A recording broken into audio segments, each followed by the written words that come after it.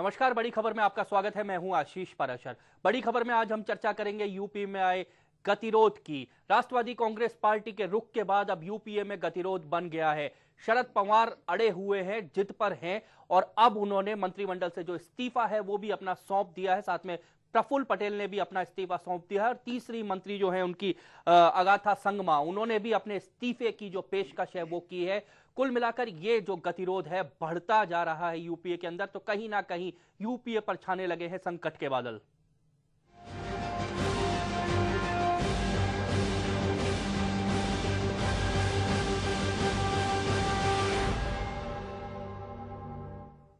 आखिर क्यों बढ़ा यह पूरा मामला, आखिर क्या है इस मामले के पीछे और अंदर, इस पूरी पर चर्चा करेंगे हम हमारे इस खास कार्यक्रम बड़ी खबर में। और मेरे साथ हैं यहां पर हमारे न्यूज हेड प्रताप राव जी। प्रताप जी, क्या लगता है पूरा मामला जो है कहीं ना कहीं क्या नजर आ रहा है?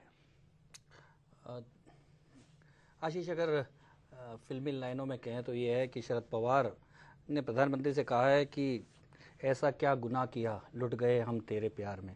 कुल मिलाकर शरद पवार बार बार पूछने कि महाराष्ट्र से लेकर दिल्ली तक हमारी ये हालत पतली क्यों कर दी है, जबकि हम लगातार 2004 से ही समर्थन देते आ रहे हैं, लगातार 2004 से ही कांग्रेस के साथ खड़े हुए नजर आ रहे हैं।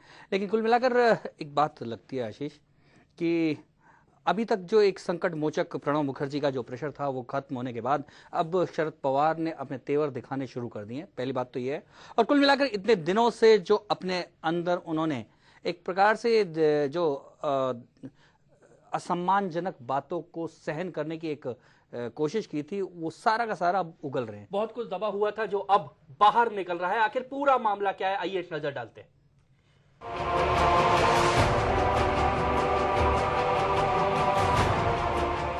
प्रणब मुखर्जी के राष्ट्रपति बनने के बाद भी यूपीए की मुश्किलें कम होने का नाम नहीं ले रही हैं। लगातार धमकी और दबाव की राजनीति से घिरी हुई यूपीए सरकार पर अब कृषि मंत्री और एनसीपी नेता शरद पवार ने भी जोर आजमाइश करना शुरू कर दिया है।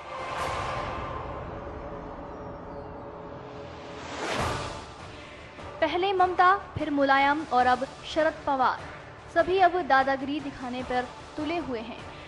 शरद पवार ने केंद्र सरकार को 24 घंटे का अल्टीमेटम देते हुए अपनी मांगे मानने के लिए कहा है। अपनी 3 मांगों को लेकर शरद पवार सोनिया गांधी से मिलने 10 जनपद भी पहुंचे, लेकिन जब बात बनती हुई नजर नहीं आई तो शरद पवार ने अपनी पावर दिखाना बेहतर समझा। अपनी 3 मांगों पर अड़े हुए शरद पवार की पहली मांग, जहां एनसीपी नेता तारिक अनवर को राज्यसभा उपाध्यक्ष बनाने की है, तो वहीं दूसरी एनसीपी नेता जनार्दन वाघमारे को महाराष्ट्र का गवर्नर बनाए जाने की है। तो वहीं तीसरी, महाराष्ट्र सरकार के कामकाज के तरीके को शरद पवार बदलना चाहते हैं। लेकिन अगर इस पूरे ड्रामे पर नजर डाली जाए तो शरद पवार महाराष्ट्र में हुए घपले की केंद्र सरकार की जांच से बचना चाहते हैं और दबाव बनाना चाहते हैं। साथ ही मुख्यमंत्री पृथ्वीराज चौहान भी उनकी आंखों की किरकिरी है। प्रणब मुखर्जी के बाद नंबर 2 की कुर्सी न मिलने का भी शरद पवार को मलाल है। महाराष्ट्र में एनसीपी के 9 सांसद हैं। बकौल पवार, एनसीपी भले ही एक छोटी पार्टी है, लेकिन अब वे इस पर ध्यान देकर इसे बड़ा बनाना चाहते हैं और इसीलिए वे चाहते हैं कि इस्तीफा देकर पार्टी को बाहर से ही समर्थन दिया जाए।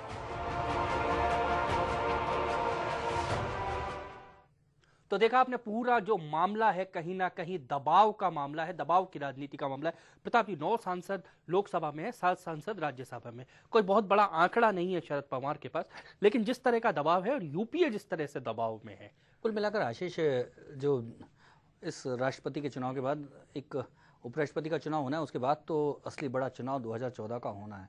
सारी की सारी निगाहें, सारी की सारी रणनीति और राजनीति अब 2014 के चुनाव को लेकर है। कुल मिलाकर हर पार्टी अब ये जोड़ तोड़ और तोलने में लगी है कि आखिर में किस गुट के साथ जाएं, किसके साथ जाएं, कैसे जाएं और किस तरह से मैदान में जाएं कि उनको फायदा मिले।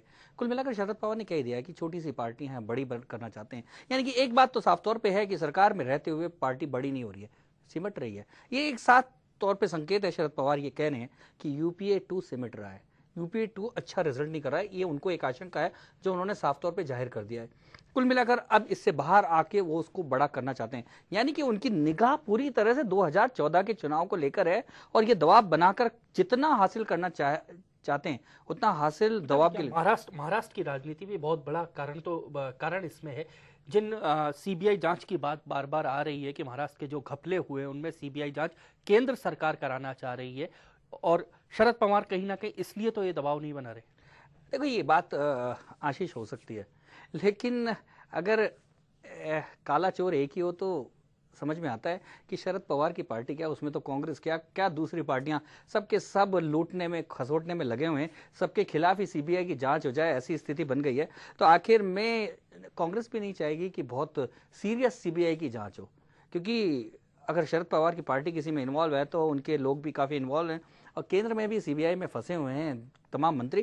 तो ऐसे में मुझे नहीं लगता कि ये एक सीरियस मैटर है जिसको लेकर शरद पवार इतना, और कुल मिलाकर देख लिया कि मुलायम सिंह के खिलाफ या लालू यादव के खिलाफ या मायावती के खिलाफ सीबीआई की जांच चल रही है, लेकिन कांग्रेस बार बार उनके साथ सौदेबाजी करके किस तरह से सीबीआई की जांच को प्रभावित कर सकती है। तो कुल मिलाकर ऐसा नहीं लगता कि सीबीआई बहुत बड़ा खतरा, लेकिन पवार को यह है कि आने वाले चुनाव 2014 में अपनी अहमियत को बढ़ाना है।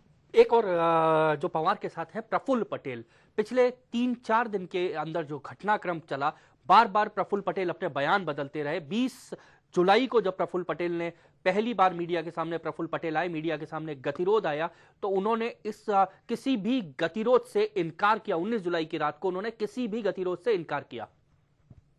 प्रोटोकॉल के लेकर सर अभी भी नाराजगी है पवार साहब की? ऐसी कोई बात ऐसी नहीं है, और जो भी कुछ होगा आगे बताएंगे, बाकी कोई ऐसी बात नहीं है जिसमें पवार साहब नाराज है। भाई मैं कह रहा हूँ ना, कोई ऐसी बात नहीं है कि जिसको अभी आगे आप लोग इतना उत्साह के साथ यहाँ पर खड़े रहकर कवर करने की कोशिश करें। आप जाइए आराम से, रिलैक्स।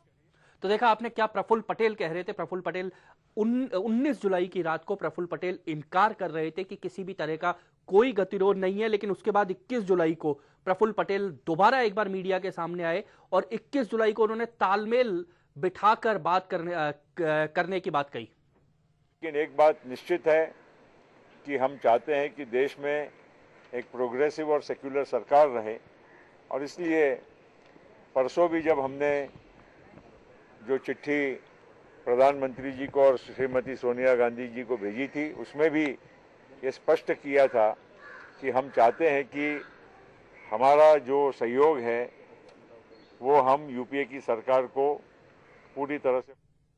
तो देखा आपने प्रफुल्ल पटेल क्या कह रहे थे पिछले 2 दिनों में। प्रताप जी, पिछले 2 दिनों में जो प्रफुल्ल पटेल कह रहे थे और आज जो उन्होंने कहा है, देखो और इससे आगे की बात यहाँ तक आ गई है कि लगभग एनसीपी जो सरकार से बाहर निकलने के लिए आतुर हो चुकी है। कुल मिलाकर एनसीपी ने अभी कल तक के लिए टाला है, कल 2 बजे फिर बैठक बुलाई है और उस बैठक के बाद वो तय करने वाले हैं कि वो क्या करने वाले हैं। इस बीच में कांग्रेस को समय दे रहे हैं और हो सकता है कि मुझे जिस तरह की बातें रखी हैं, हो सकता है कि कांग्रेस मान ले या नहीं भी मान ले। अभी जो कह रहे हैं कि हम यूपीए नहीं छोड़ेंगे, हम मंत्रिमंडल से बाहर आ रहे हैं। हाँ बिल्कुल, यूपीए मंत्रिमंडल से बाहर आने के बाद जिस तरह से मुलायम सिंह की ताकत ज्यादा बढ़ गई है, वैसे ही शरद पवार को ये लगता है कि उनकी ताकत ज्यादा बढ़ेगी। चर्चा जारी रखेंगे, आगे बढ़ने से पहले लेते हैं एक ब्रेक।